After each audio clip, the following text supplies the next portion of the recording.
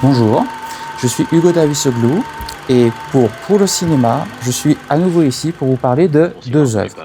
Deux œuvres qui n'en forment en réalité qu'une, car il s'agit d'une adaptation d'un film d'un film qui est l'adaptation d'un livre, le second film de François Truffaut, Tirer sur le pianiste. Et à l'occasion de la ressortie par Gallimard dans sa série noire de Tirer sur le pianiste, le roman duquel Truffaut a tiré son deuxième film, eh bien, l'opportunité était trop bonne et nous allons en parler un petit peu. Qu'est-ce qui vous fait rire? C'est votre grimace. Écoutez, vous connaissez les types qui en veulent à votre frère? L'histoire de Tirer sur le pianiste, J'ai l'impression qu'ils nous suivent. c'est l'histoire d'un homme, Eddie dans le roman, Charlie dans le film, qui travaille dans un bar un peu miteux où il est pianiste. Un soir, son frère arrive en lui demandant de l'aide parce qu'il est poursuivi par des gangsters. Charlie ne veut pas l'aider, il veut juste jouer du piano. Mais malheureusement, la solidarité fraternelle va l'emporter, il va aider son frère et à partir de ce moment-là se déclenche un engrenage dans lequel il est pris et où il va devoir affronter son passé. Et un des intérêts de ces romans, comme disait Truffaut, c'est que comme ces romans sont un petit peu délaissés par la critique, en tout cas c'est ce qui est expliqué dans la préface, les auteurs se trouvaient plus libres d'expérimenter formellement. Là, notamment dans le roman, il y a un emploi de la voix off, du pronom « je », d'un passé, d'une structure un peu particulière, d'un passage du temps présent au temps passé, qui est assez marquante. Il y a certaines descriptions aussi qui sont assez particulières. On prend du temps pour décrire une ambiance. Et c'est d'ailleurs tout l'intérêt du roman, c'est de décrire cette ambiance new-yorkaise, parce que le roman se passe à New York, pas à New York, pardon, mais pas loin de New York, en hiver. Quand on voit le film, c'est là-dessus que Truffaut se concentre. Le film, en soi, de François Truffaut, c'est donc son deuxième film. C'est le film qu'il fait après Les 400 coups, qui a été un succès, et après le point culminant de la Nouvelle Vague. Malheureusement pour lui, et comme pour beaucoup de cinéastes de la Nouvelle Vague, cette Nouvelle Vague va refluer et Tirer sur le pianiste va être un échec, comme encore une fois de très nombreux de films de la Nouvelle Vague à cette époque. Pour autant, le film n'est pas dénué de qualité. Et donc, quand Truffaut fait ce film, il est moins avant-gardiste d'un point de vue formel que Les 400 coups. Il est déjà un peu plus proche de la forme classique, qui va faire beaucoup plus sienne dans la suite de sa carrière. Mais pour autant, il y a un certain état d'esprit Nouvelle Vague, notamment dans la fuite, notamment dans l'errance, notamment dans la traduction de cette ambiance de la France, de cette France du début des années 60. Et ce qui est intéressant, c'est que quand il adapte ce livre, d'abord il suit plutôt bien la trame du roman. C'est à peu près tous les faits qui se déroulent, en gros, sauf qu'il le transfère évidemment à Paris et pas en Amérique. En fait, quelque part, Truffaut se sert des vides du roman ou des simplifications du roman pour s'insérer personnellement. Il travaille plus certains personnages, il approfondit certaines relations, et notamment le rapport à la femme est très présent dans le film, il l'est beaucoup moins dans le livre. Une des choses qui est intéressante aussi, dans l'adaptation qu'en fait Truffaut, c'est justement les similitudes du roman. C'est-à-dire qu'il y a certains actes, certains moments dans le livre qui sont dans le film, mais qui peuvent être interprétés différemment alors qu'ils sont similaires. Par exemple, dans le livre, un barman, ou plutôt un videur, qui se transforme en barman, un pur barman, dans le film, dénonce le personnage principal et sa compagne. Eh bien, quand ça leur arrive dans le livre, c'est une mécanique de gangster. C'est-à-dire que le videur est une ancienne star du catch, il veut retrouver l'éclat de son passé, gagner de l'argent, et le fait qu'il les dénonce, ça a quelque chose de pitoyable, parce qu'en fait, il est un peu simple d'esprit, mais pas mauvais, il est juste, obnubilé par cette gloire passée, il veut retrouver la gloire, il veut retrouver la richesse. C'est exactement ce qui se passe dans le film, quasi exactement de la même manière, sauf que, comme l'histoire est transférée dans la France du début des années 60, ça a une dimension complètement différente. Le barman n'a plus l'air de le faire pour la gloire passée, il le fait par jalousie, parce que le personnage de Charlie dans le film est en train de lui voler la femme dont il est amoureux, mais aussi la manière dont il les dénonce et l'action qui s'ensuit, c'est-à-dire le combat, évoque forcément une dénonciation qui aurait pu se passer dans la France occupée par les Allemands. C'est-à-dire que, comme Truffaut transfère l'histoire du livre dans cette France des années 60, les références du public sont différentes. Et pour des mêmes faits, on interprète les choses différemment. C'est pour ça qu'il est très intéressant de lire le livre et de voir le film, parce que c'est vraiment, non pas tant dans ces différences, qui encore une fois sont positives, hein. Le film est en soi un meilleur film, je trouve personnellement, que le livre en tant que livre. Mais c'est vraiment dans ces similitudes qu'adapte Truffaut et dans la différence que l'on perçoit une fois que le transfert est effectué de cette histoire qui vient de l'Amérique des années 50 à cette France du début des années 60. Et mécaniquement, ça vous fait réfléchir justement à l'importance du contexte dans lequel est adaptée une histoire. Et donc là, autant on dit qu'adapter, c'est toujours trahir, mais se pose la question de l'adaptation d'une œuvre étrangère.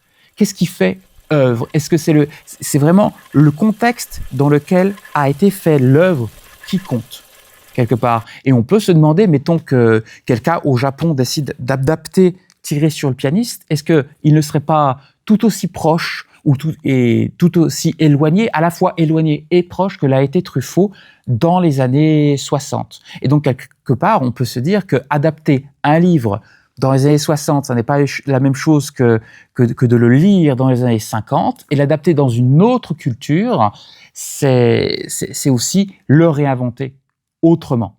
En parlant du contexte, Godard a sorti en 1960 son film À bout de souffle, très connu. Eh bien, force est de constater que quelque part, ce Tirer sur le pianiste de Truffaut, eh bien, passe après. Car il y a beaucoup de choses en commun entre Tirer sur le pianiste d'un point de vue cinématographique avec À bout de souffle de Godard. La poursuite, le monde des gangsters, le rapport homme-femme un peu compliqué, mais réinventé à la sauce Truffaut dans l'univers de Truffaut. Et donc, quelque part, ce film, si d'un point de vue plastique, s'éloigne un petit peu, commence à s'éloigner du caractère de la nouvelle vague, quoique il y a certaines séquences, notamment dans la rue, où on est à l'intérieur d'une voiture, où on voit le véritable Paris. Alors, je ne suis pas sûr, je crois que c'est le quartier de la Poissonnière, mais je ne suis pas sûr, mais on voit le vrai Paris, tourné d'une manière quasi documentaire, mais avec des personnages de fiction. Donc on est vraiment dans une esthétique nouvelle vague. Encore, mais qui s'apparente plus à une forme de classicisme, du point de vue psychologique, de la psychologie des personnages, du point de vue presque ethnographique, du point de vue cinématographique, des références cinématographiques, la scène de la voiture fait penser à du Fuller, notamment, qui est une référence de Godard. Eh bien, c'est encore de la nouvelle vague. Et en fait, ce film est un point de jonction dans la carrière de Truffaut par rapport à l'école de la nouvelle vague, par rapport au classicisme, et quelque part, c'est un cinéma qui est déjà en train de muter, en train de se transformer. C'est déjà Truffaut qui commence à prendre une voie différente de ce qu'était la nouvelle vague, quelque part. C'est un beau film de transition que je vous conseille, naturellement. Bonsoir. Salut.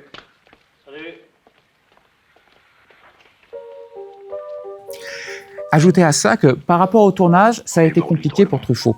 Parce que justement, il commençait à je ne veux pas dire se sédentariser, mais il commençait à retourner à des techniques plus classiques, donc il a dû appréhender notamment la musique. Ça, c'est une grande différence par rapport au livre. Dans le livre, le fait que Eddie soit pianiste, c'est presque anecdotique. C'est-à-dire que ce n'est pas du tout le cœur du roman, et il ne joue du piano que de temps à autre, et c'est surtout supposé apporter quelque chose au personnage, à l'attitude du personnage, tandis que dans le film de François Truffaut, la musique et le son, de manière générale, est traité comme un personnage à part entière. Et ça, c'est la différence entre le cinéma et le roman. Dans le roman, vous avez les temps de conjugaison qui sont inadaptables et qui sont propres à la littérature, mais dans le cinéma, vous avez le son qui s'associe à l'image, et c'est une chose que les romans ne peuvent pas faire. Le roman peut évoquer des images, mais il peut dire le son sans vous le faire entendre. tandis que dans le film de Truffaut, vous entendez le son et il a vraiment un rôle actif. Et tout le travail de Truffaut une grosse partie du travail de Truffaut a consisté à dompter ce son et à en faire un personnage à part entière. Raison pour laquelle il y a quelque chose de très intéressant dans le film, c'est le rapport entre la musique, on voit Aznavour en train de jouer, et la musique donc du piano et la musique de la rue. Régulièrement, et la musique de la rue, la musicalité des personnages, puisque les personnages parlent dans un argot très particulier, et parfois il est même difficile de les comprendre. Il est d'autant plus difficile de les comprendre qu'à cet argot s'associe à la musique de la rue, au son de la rue qui recouvre parfois leur dialogue. Parce qu'en réalité, ces sons font partie de la vie des personnages et agissent comme de véritables personnages. Les sons de la rue, c'est le côté documentaire ethnographisant. Désolé pour le mot. Très nouvelle vague. Le côté argotique, c'est le côté classique ou classicique. Là, on retombe un peu dans un cinéma de la gouaille, d'un cinéma d'avant-guerre, même d'un cinéma du bon mot, presque. Mais c'est aussi la littérature un peu célinienne, avec cet argot à la fois inventé, fantasmagorisé, mais qui fait réaliste, avec cette musique qui fait partie du personnage d'Aznavour. Aznavour, qui à l'époque, donc, est une figure montante de la musique. Il est de plus en plus connu et il s'essaie au cinéma. Il y a un autre film, notamment dans cette période, qui a été fait avec Aznavour, qui est Paris au mois d'août, où un bon réalisateur, Pierre Granier de Fer, met en scène Aznavour dans le rôle d'un vendeur de la Samaritaine, pardon pour le trou, qui tombe amoureux l'espace d'un été d'une jeune américaine. Et en fait, Pierre Granier de Fer, qui n'est pas un cinéaste de la nouvelle vague, mais un cinéaste classique qui reprend les codes esthétiques de la nouvelle vague pour faire du cinéma classique, mais en tentant de renouveler l'esthétique de son film par le biais de ce que l'on estime être l'esthétique moderne de la nouvelle vague. Ce ne sont pas des films à proprement parler nouvelle vague, puisqu'ils sont classiques, mais ils tentent de reprendre l'esthétique de la nouvelle vague. Et donc, quelque part, ce sont des films dans l'air du temps. Ce ne sont pas un peu comme, en fait, est tiré sur le pianiste. Ce ne sont pas de grands films de cinéma, mais ce sont des films qui empruntent à l'esthétisme pour essayer de proposer quelque chose à un large public.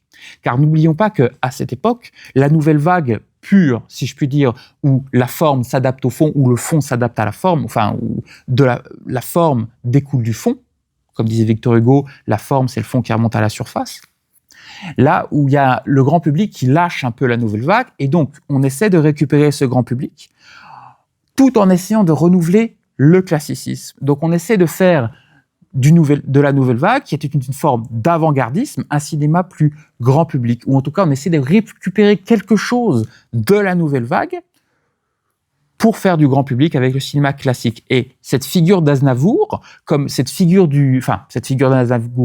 figure du méchant garçon, la figure du paria, le rapport homme-femme, justement, on tente de le récupérer dans ce cinéma classique avec l'aspect esthétique des films de la nouvelle vague. Et Aznavour, étant donné qu'il tourne tiré sur le pianiste, il essaie d'aller aussi vers un plus grand public, et notamment dans ce film de Paris au mois d'août, de Pierre Granier de Fer, en fait. On essaie de faire une conciliation. Et on sent vraiment l'ébullition de cette époque, les tentatives, en fait, du milieu cinématographique, que ce soit de la nouvelle vague, du milieu classique qui essaie de prendre sa revanche un peu sur ces jeunes réalisateurs qui ont rué des brancards pour se faire une place et qui, là, sont en train de se prendre une gifle par le public. C'est vraiment du règlement de compte à hockey choral, en fait, entre les diverses écoles, entre le classicisme, la nouvelle vague, ceux qui essaient de faire à nouveau leur trou. C'est vraiment un cinéma qui est en ébullition, qui est à la fois en crise, mais qui tente des choses, et du point de vue des cinéastes de la nouvelle vague, que ce soit Truffaut, mais pas que, et ces gens du classique qui veulent prouver que, quand même, ils sont capables de faire du cinéma, eux aussi. Et donc, c'est pour ça qu'il est important de lire le roman tiré sur le pianiste, de voir le film de Truffaut tiré sur le pianiste, mais aussi de voir ces films qui sont ni de la nouvelle vague, ni du classicisme, mais qui essaient de se réinventer par l'esthétisme nouvelle vague ou parce qu'ils identifient être les traits principaux de la nouvelle vague avec un fond classique. Et quelque part, Truffaut, ce que fait Truffaut avec Tirer sur le pianiste, c'est ce que fait Granier de Fer avec Paris au mois d'août. C'est qu'on essaie de concilier les choses pour trouver le public. Et ça, c'est quand même un aveu que, dans le fond, tout le monde essaie de faire de bons films et essaie de plaire au public, essaie de concilier l'ensemble. Et aussi, il faut dire une dernière chose. Ce film, Tiré sur le pianiste de Truffaut, comme je l'ai dit, emprunte, ou en tout cas a vu à bout de souffle de Godard. Eh bien, on peut déjà déceler dans ce film de Truffaut un chemin différent et les prémices de ce qui va devenir la rupture entre Godard et Truffaut. Parce que Truffaut emprunte commence à s'éloigner de la nouvelle vague tout en empruntant des choses qu'a créé Godard, qui lui reste impur, reste droit dans ses bottes, si je puis dire. Il reste vraiment ancré dans ce style nouvelle vague, tandis que Truffaut commence tout doucement à essayer de faire autre chose, à s'orienter différemment, à penser plus grand public, justement, à évoluer, à muter. Et en fait, voir Tirer sur le pianiste, c'est d'ores et déjà voir, pressentir au détour d'un raccord, au détour de certaines figures cinématographiques, la rupture qui va avoir lieu entre Godard et Truffaut. Une rupture violente s'il en est.